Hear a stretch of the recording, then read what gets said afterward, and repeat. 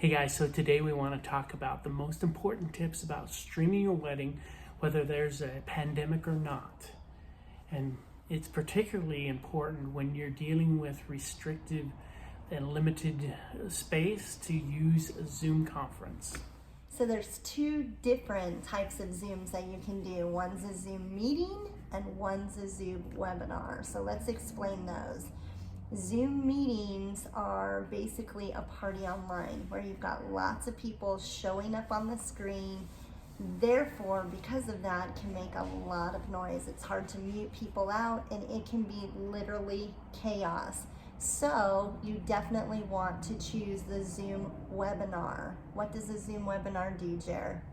Well, so a Zoom webinar allows you to be the host of that event, and that's the great thing about it. You have total control over that event. So as Kelly was saying, if somebody's in the background going to the bathroom, which you definitely don't want, you want to have that control to be able to eliminate that background noise. Now, this also means that you need to choose to be the host, right? And as a host of that webinar, you have full control. Again, we can't stress that enough, so make sure that you choose that setting. Now, having a Zoom webinar is usually less than $100. It depends, there's different plans and pricing, but for 100 guests, it is definitely usually less than $100, so it's well worth the price. I mean, think about it. If you get a wedding reception and a venue, my goodness, you're looking at thousands of dollars, so you can't beat that. Also, just get it for 1 month, and you can do that is you can just choose it the month of the wedding. Great idea.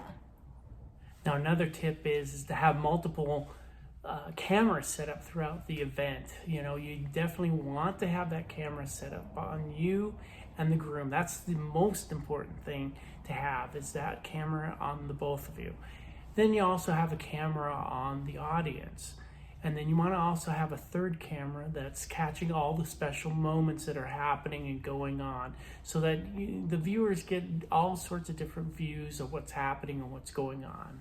Now that leads us to the next tip is you want to know where your cameras are and make sure you plan it all out and plot it all out right ahead of time, because the worst thing that can happen is you have one of those cameras on Aunt Sally and she has humongous hair and is blocking your view during the entire wedding, and all of your guests miss that special moment.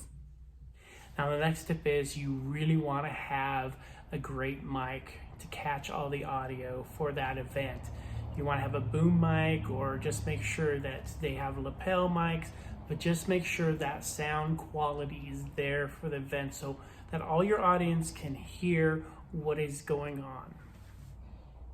This leads us to the next tip, and that is that you want to test your internet before the day of the wedding. Of course, right? So you would want to test it a week before, a day before, and also have a backup plan. Have a backup hotspot. You could use that as your cell phone, or you can get a standalone hotspot. Now, another great tip is that you want to make sure that you have the webinar as open settings during the entire wedding. The last thing you want to do is have poor Uncle Herbert lose his webinar registration, right? He can't find it anywhere. And maybe at the last minute, because he can't find it, he can re-register. So make sure that setting is always open. Another tip is to send out as many email reminders as possible.